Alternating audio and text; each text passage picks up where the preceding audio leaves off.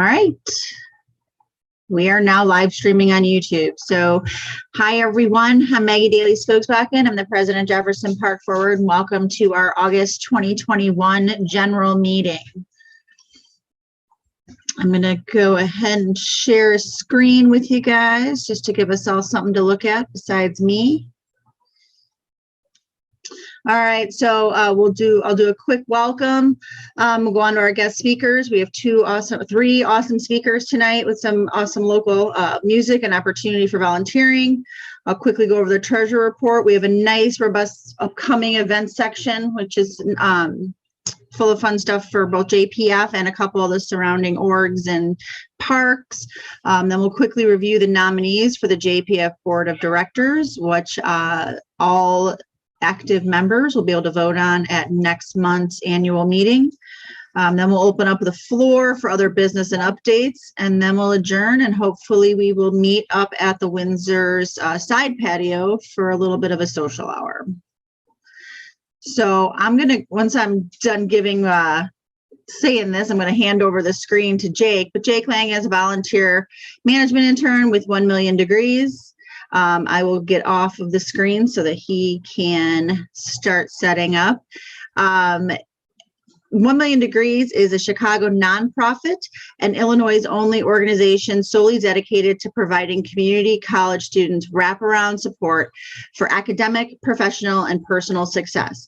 OMD is currently seeking committed coaches to work with their more than 700 scholars, and Jake is here to give a bit of insight into their work and how we can play a part. With that, I'll hand it over to you, Jake. Wonderful. Thank you so much, Maggie. I really appreciate the introduction. And hi, everyone. Thank you for your time today. I actually really appreciate that. As Maggie said, I'm the volunteer management intern at 1 Million Degrees. And yes, we are the only Illinois organization that supports solely community college students. We're really proud of that, actually. And we have the statistics backed up by the University of Chicago to prove it. A little bit more about me. I'm getting my Master of Public Policy with a study or focus on data analysis and higher education policy. And 1 Million Degrees really falls in my wheelhouse. Prefacing all of what I'm about to tell you, I have been with OMD for 10 weeks. I'm about to finish it out, and I'm going to continue on with the coaching and volunteering opportunity because I've fallen in love with it. And I really hope y'all can too. Ooh, excuse me. Sweet, should be good now. Gotcha. OMD, oh, there we go. OMD is dedicated to providing support to scholars. We offer wraparound support, which is just this holistic level of support that we really aim to give to Chicago's community college students. We have or support over 700 scholars. I think it was 737 last year, and have a network of ever expanding coaches. Last year we had about 500, and especially as we're closing in on the school year, we're really looking to get more folks to get involved. Maggie again said that we are the only org of our kind, and we support Chicago's community college students as well as suburbs. So we work at the 7 city colleges as well as Harper, South Suburban, and Prairie State. The folks that we're working with are many. 8.2 million students attend community college, and a whole chunk of them are in community college, are in community colleges in Illinois, and they're benefiting greatly. That's 20 to 30% more than the folks who are only graduating with a high school diploma. But the problem is that 3-year grad rates are tiny compared to where they could be at 30 and 31% for the US and Illinois, and just loads of students who we know have potential. We've seen them working with them, and beyond that, we've seen them working in the workforce, are missing out on that opportunity to really grow. And that's where OMD comes in. That's the challenge that we face. And we address that with our fourfold model. It's part of this wraparound support. It's this holistic support. And that's aimed at providing 4 levels of development. That's financial, academic, personal and professional. And just for a quick glimpse at those, academic is kind of our first, especially as it comes to community college support. We offer tutoring, we connect folks with their counselors, with their professors. We ensure that they are connecting with their professors in office hours. We have office hours requirements actually, so that we know that people are getting engaged and that they're actually spending their time meaningfully. We offer financial support, and this primarily comes in the form of,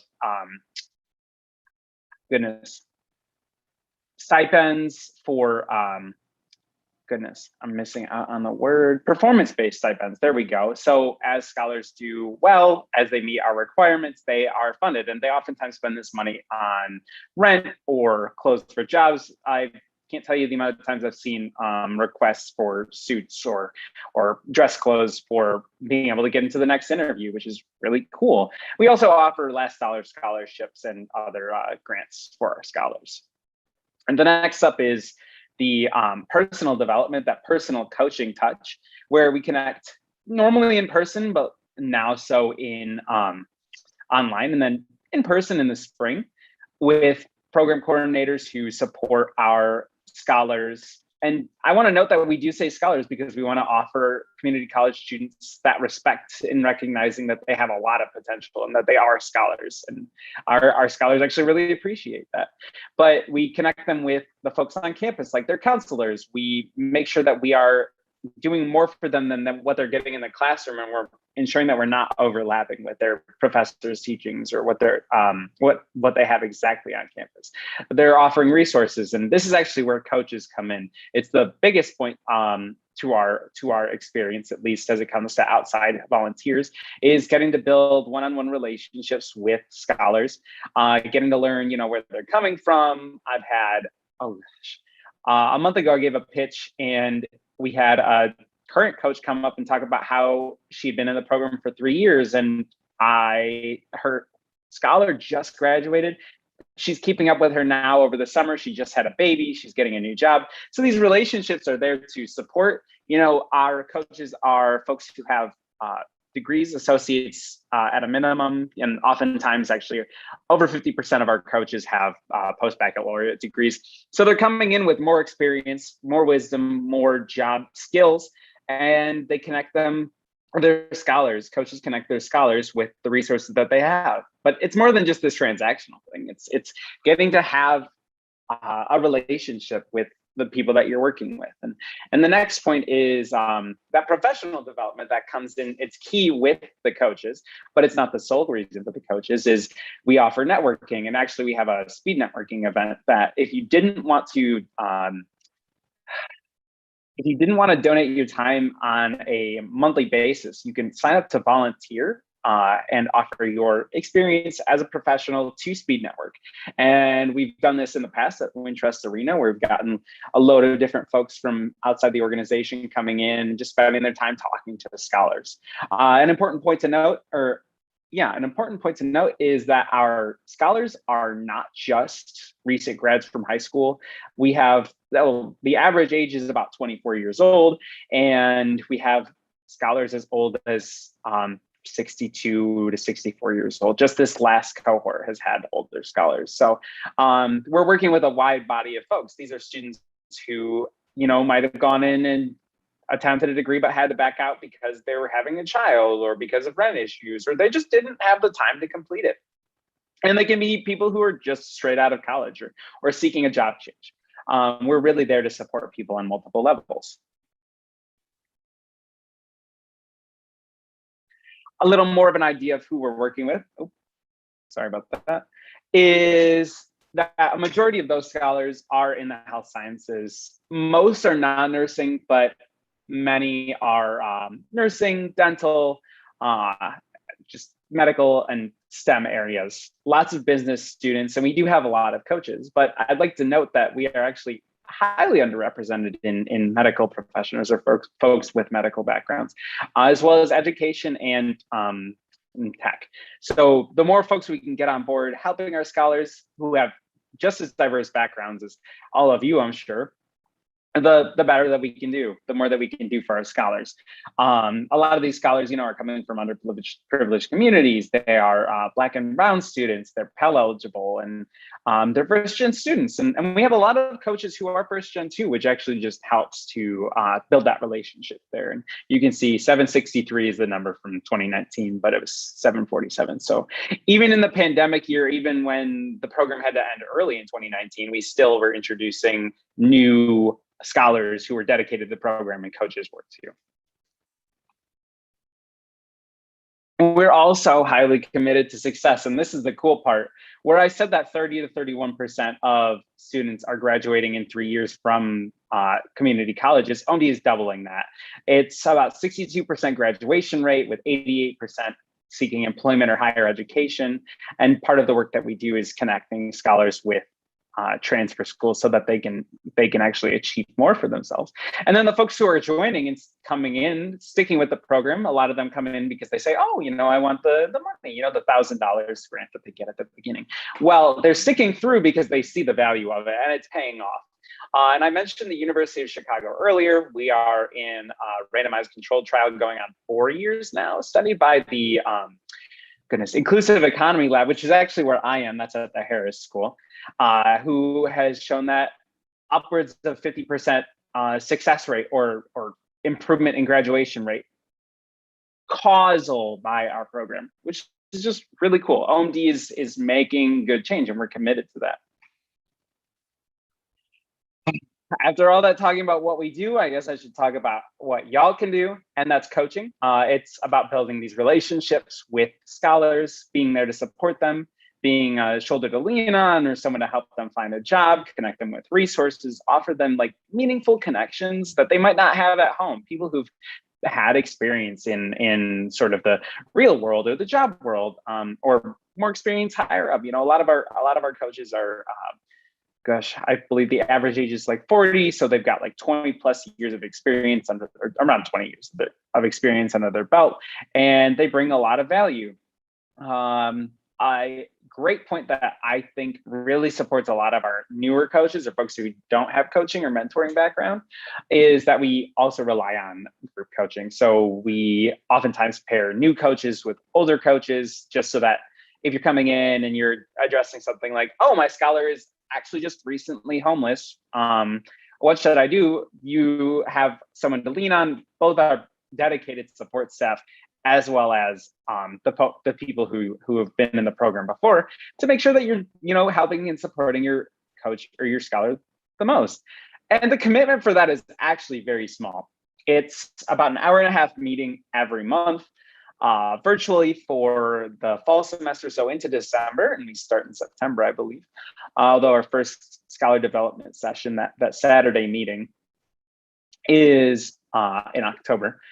And then we plan to shift to hybrid mode in the spring. So between the scholar and the coach, just deciding on whether you want to be in person or not. And that's where I've heard the most excitement from returning coaches. And we've seen the most value is getting to be there in person. We also expect attendance at regular coaching events, but those are just short trainings that fall within that same Saturday block. So it's really a very little commitment there. There is a once monthly touch point, so that's reaching out and talking to or texting, getting a response from and acknowledging, appreciating what your scholar is doing.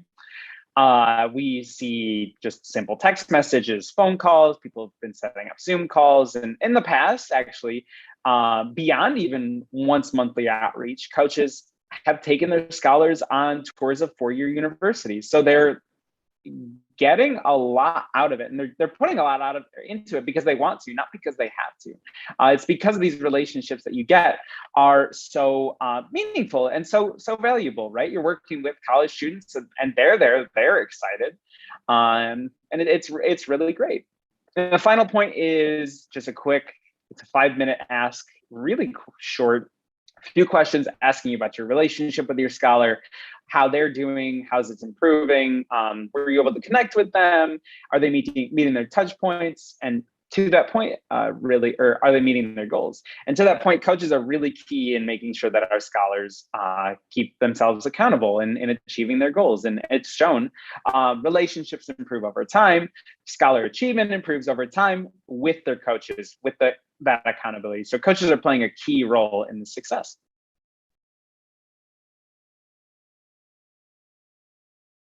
We're also highly committed to diversity and inclusion because a lot of these scholars are coming from underprivileged, low-income backgrounds, or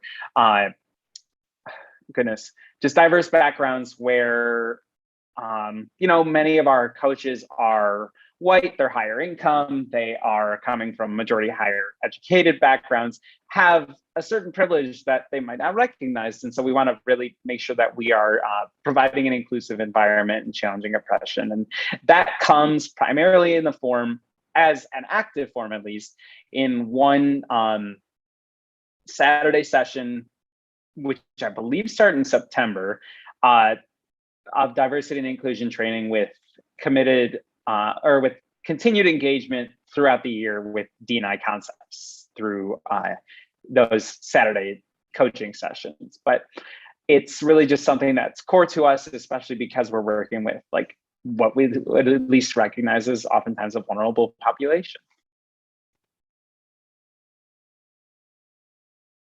And my last point on top of all of this is that we are really looking for new coaches. We are working on closing in on the school year. City College just starts in the next week or the next 2 weeks. So the more folks that we have on board, the sooner, the better. It's a great opportunity to really just get to know someone and spend time with someone. It's on the level with big brothers, big sisters, except at this point, it's not a young student. It's someone who's going on to their next stage in life. And it really just gives you a great opportunity to, if you've gone to community college or you had a great mentor in the past, you experienced the trials of college at least, and you want to be able to be there to support students like how I'm doing. I just graduated from undergrad. Now I'm in my master's program. I'm like, wow, I really want to connect with more college students. It's a great opportunity too. And I'm more than happy to help folks out with that. Does anyone have any questions?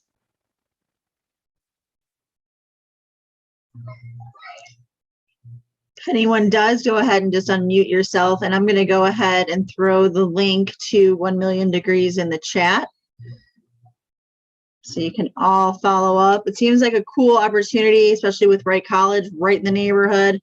So you guys should check it out. Mm-hmm. And with that, thank you, Maggie. I'm actually going to send a few more links in the chat, just short ones, some information on coaching, the application if you're interested. Normally we would collect emails and send emails out, but since everybody's at their computer, we figured we'd just give you the opportunity here.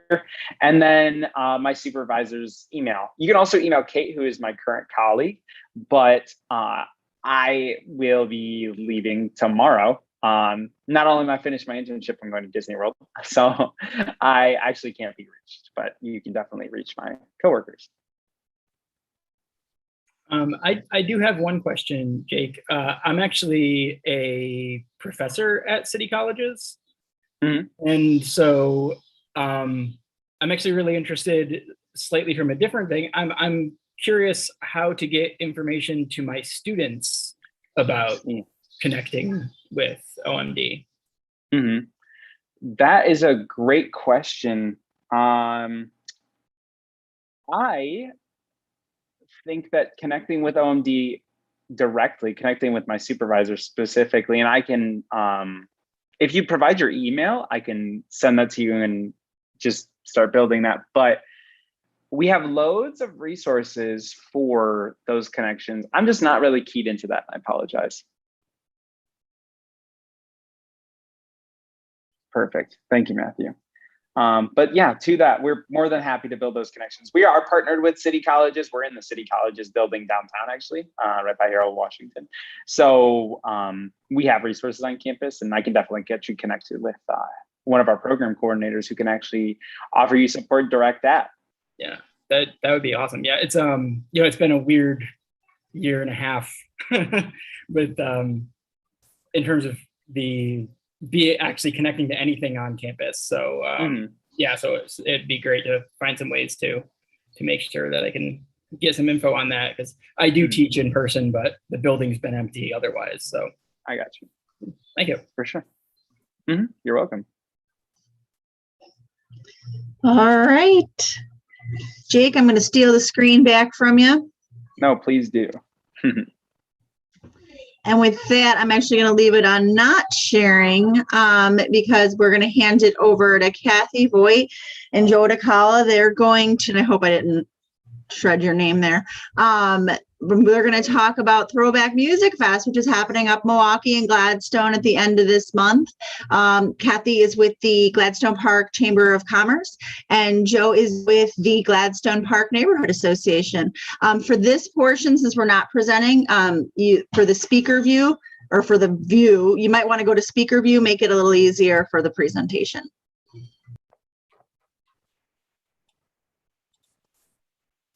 Okay. Hi, welcome, Kathy. Hi.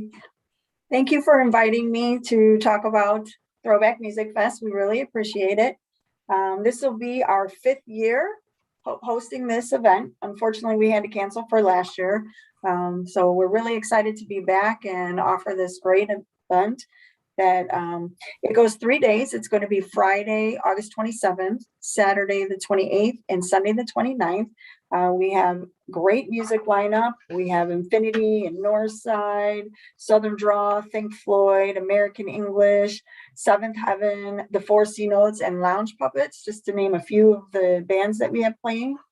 But we also are offering a lot of things for the kids to do. We'll have rock painting, face painting, a new thing called fairy hair, where they can get this tinsel stuff inside their hair. Our car show is back, and it's going to be bigger than ever. It's going to be on Saturday and Sunday, possibly on Friday. We're working the kinks out for that, but we used to just have it on Sunday, but now it's going to be Saturday and Sunday. Our Miss Throwback Pinup Girls are back on Sunday, where you can go and see the girls.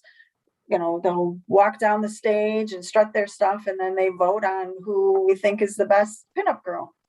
And then something that we're doing different this year, every year we used to recognize 9/11 because our event was always around 9/11. And this year we had to change our dates.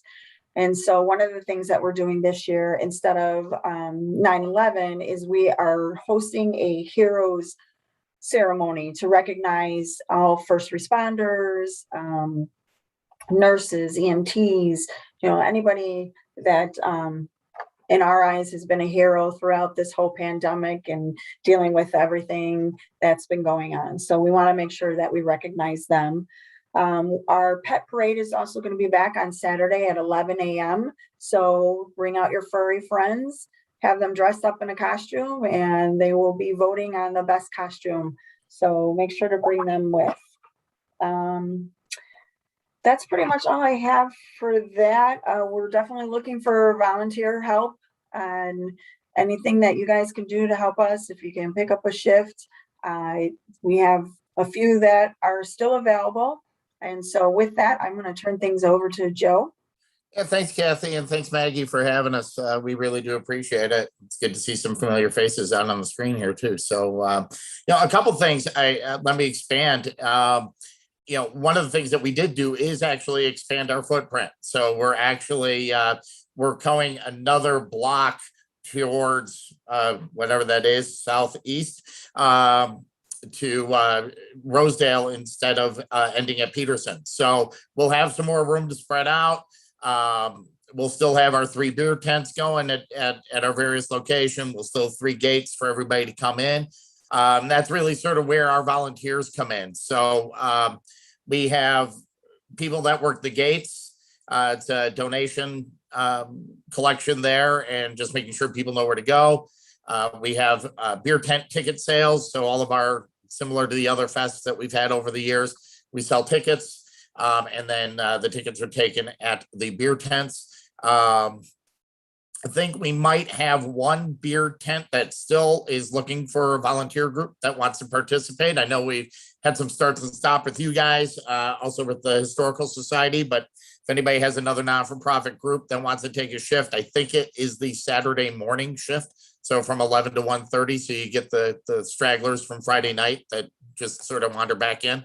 So if anybody's got a volunteer group that wants to pull that off, that's great. Otherwise, it's volunteers at the gate, volunteers at selling the beer ticket tents. And then we also have an information tent if anybody wants to do that as well. The shifts are short. They're no longer than 3 hours. If you want to sign up individually, you can just go to our website. You can go to gpnachicago.com, and on that homepage, you will see the sign up sheet. It's on Sign Up Genius. So it's real easy to just go in, see what shifts are available. Pick through the ones that say volunteer. We have some there on the committee, some there volunteer. So the volunteer shifts, I think we still have about 20 shifts left. So if anybody wants to pick a shift up, that would be awesome. I think I covered all of the volunteer stuff at this point. Anybody have any questions for Kathy or I? I know you guys have a lot of other things to go on through for the meeting, so don't want to take up too much time, but really do appreciate your support. Yeah, I don't have any questions. Just want to say thank you guys for all your work, bringing that there and giving a lot of the orgs in the community a chance to volunteer for beer tents and make a little extra cash for their orgs. It's been a hard year for everybody. So if we can rally, or maybe I'll reach out to Susie and see if, we can combo effort on it. We just got a lot of people out of town that week. So we're struggling a little bit, but at bare minimum, a couple of us will sign up for some of the volunteer shifts for sure. Great. Love to have you out. Thank you so much. All right. Thank you, guys. And if, all our speakers, you're welcome to stay. I'm just going to go over some local events. And then hopefully after this, a few of us are going to meet up at the Windsor. So hopefully you can join us. But with that, I'm going to go back to Sharon's screen because that helps guide me to what I'm doing. So we had 1 million degrees. We had, okay. So the treasurer's report. Katie is out of town, so I'll just go ahead and read through this. We are sitting on a little over $11,000 in the coffers. We're using some of that to be a sponsor for Throwback Music Festival, and those are the kind of things that we use our budget for, along with a number of other things like Jeff Fest and the Jefferson Park Sunday Market. We have 106 regular members, 5 associate, 17 business. That has a little asterisk by it because we have been waiving membership fees for a lot of our local businesses, and so we are starting to transition away from that. So that number is actually a little bit bigger right now, and it should grow again in the coming months.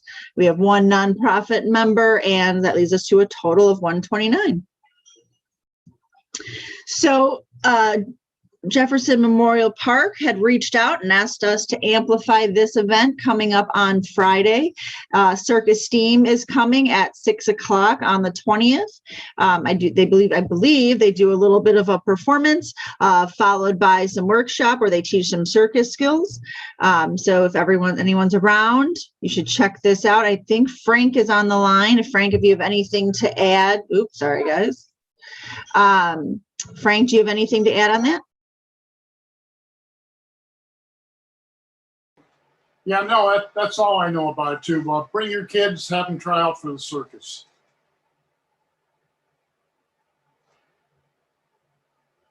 Maggie, you're muted. Give me 1 second, guys. Go right back to the share. All right. This Sunday, we have the Jefferson Park Sunday Market. It's over at Irish American Heritage Center at 4626 Knox. And they asked me not to forget to remind everyone that the Fifth Province Pub is also open during the market. They're open from 10 a.m. to 3 p.m. And this week, we are having one of our first public back to meeting up with Knittervention. So come look for us in the grassy area if you want to come out and just sit, if you want to craft, if you want to knit. We'll be there for the majority of the day. We have kind of postponed most of our meetings, had been meeting in smaller groups in people's yards for a while, but we're going to give it a go at the market since it's a great place to meet. One other thing I want to mention about the market is that Harvest Trolley Mobile Market will be there this week. They do accept Snap and Link for those who have those cards. And then, always a lot of our favorites are here. Perk, Distinct, Fanny's, North Branch, Stamper, the 8-year cheddar, so good. So hopefully we'll see you guys out on Sunday. JPF will be there on and off throughout the day volunteering, and they're always looking for volunteers too. So if you go and you see one of us and you want to chat about volunteering, let us know and we'll give you all the details. Okay, there we go. So with this one, hey, Mark, if you're on the line, I know we have a community development meeting coming up next Tuesday. Did you want to speak to that? Yeah, next Tuesday, a regular community development committee meeting, but we'll be talking about the annual parking day, planning for parking day, which is annually the third Friday in September, Friday, September 17th.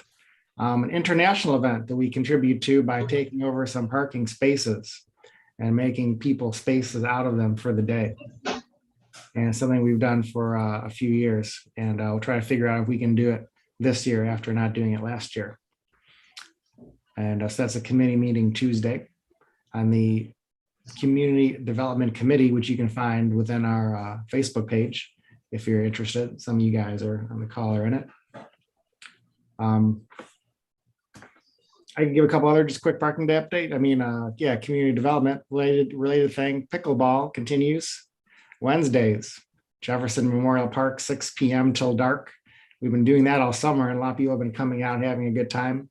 We have extra pickleball paddles, so if you're on the call and haven't joined us or tried it, you're welcome to join Wednesdays, 6 p.m. at the park.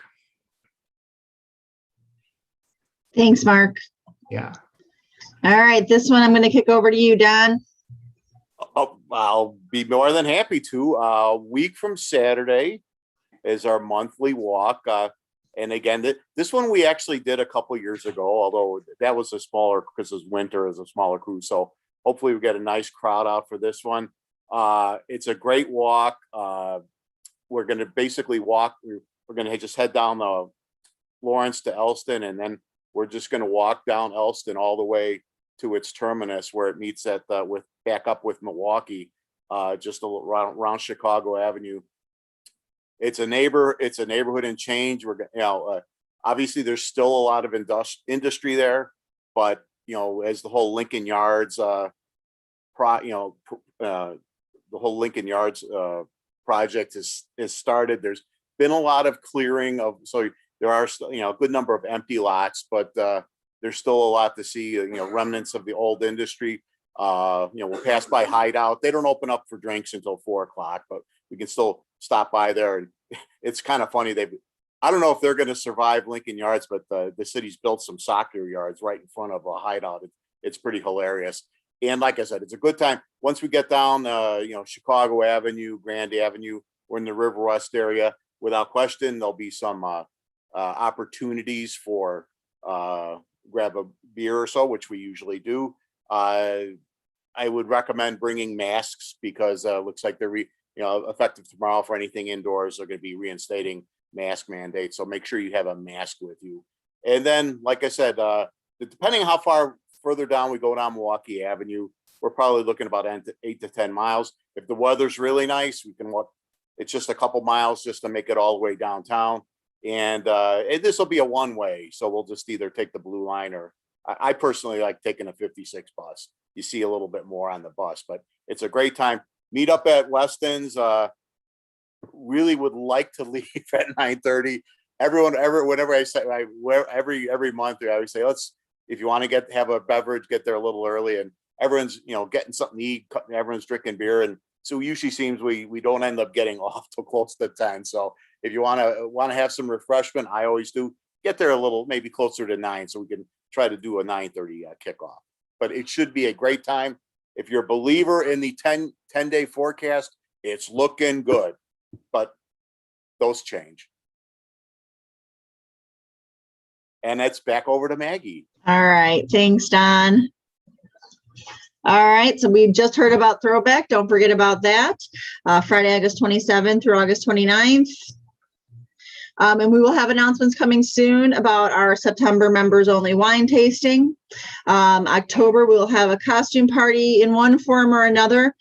We are very hopeful that perhaps the people space in the alley will be closer to completion, but they are still working on that. They found some, and if I'm saying it wrong, someone correct me, but I believe they found some kind of old electrical or something as they were digging up. So we're delayed by a few weeks. Yeah, that's what Nick said. Yeah, they found some old wiring underneath the alley, which they did not anticipate. So. All right. Yeah. So one way or another, we'll have a costume party and we'll have an event to kick off that alley. And then in November, we have a homebrewers event. I think we have 5 people signed up. We are hopeful to have a total of 8. So if anyone knows any brewers that want to participate, please let us know. You can find all the information at jeffersonparkforward.org. The winner gets their beer scaled up and distributed by Lake Effect. So it's a pretty solid event and a pretty solid prize for people who enjoy brewing. So next, I'm going to go very quickly through the candidates for the Board of Directors 2021 elections. This round, we have 5 positions up: the Vice President, the Secretary, and 3 at-large board seats. If I had more time to do this PowerPoint, I would have picked funnier pictures, but really I just went and stole everyone's Facebook profile. I won't read through all of this, but Sam Wertheim has been a board member since 2017, and he's agreed to stay with us, and he's running again. All of the candidates will introduce themselves next month, so I'm not going to spend a ton of time on this. Just wanted to go through really quick. Christina Brucker is actually she's our current secretary, and she's going to run for a director's spot this round. She's been heavily involved in our social committee and will continue that. And then we have Mark Hansen, who has been a director for 2 years, and he has also agreed to continue on with us. So he is community development and has the pickleball group, super active. We're happy to have him on the slate. Ozden is going to run for secretary this year. She has been on the board, I believe, for 4 years. And again, I am very grateful that everyone has agreed to stick with us. It's been a rough year, and I know that, so I'm super happy everyone is staying along with us. And then this one's going to shock everybody. Rolando Rodriguez is going to run again for vice president. We convinced him to stay a little bit longer. He's going to probably move more into doing our business partner program. He has been our liaison to the Jefferson Park Chamber and serves on that board. So he agreed when I told him he could have all of the business meetings at the bars and enjoy all the happy hours. So with that, I'm going to open up the floor for just a quick second. If anyone has anything they'd like to offer. I know, Patty, you had thrown something in the chat about Gladstone's movie in the park coming up. Let me pull that up. They're hosting Inside Out this Saturday night at Gladstone. That's an awesome movie. I know that they usually start that right around dusk. I know that the Jefferson Park Memorial Park Advisory Council and the Jefferson Park Neighborhood Association are hosting a movie in the park, I think the second week in September. And they're doing Tom and Jerry, which I'm pretty pumped about. But does anyone else have anything for the good of the club?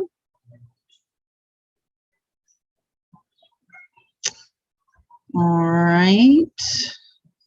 With that, I give all the links for everything today. Don't forget to join us at the market. And that's it, folks. So thanks so much for joining us. It was a quick meeting tonight, but we are going to have a little social hour with the Windsor on the side patio. So if you are up for it, come join us. We'll be out for an hour or two. Otherwise, we will hopefully see you very soon. Keep an eye on our Facebook page and our website, and hopefully we will have plenty more events to detail shortly and at the next meeting. Thanks, everybody.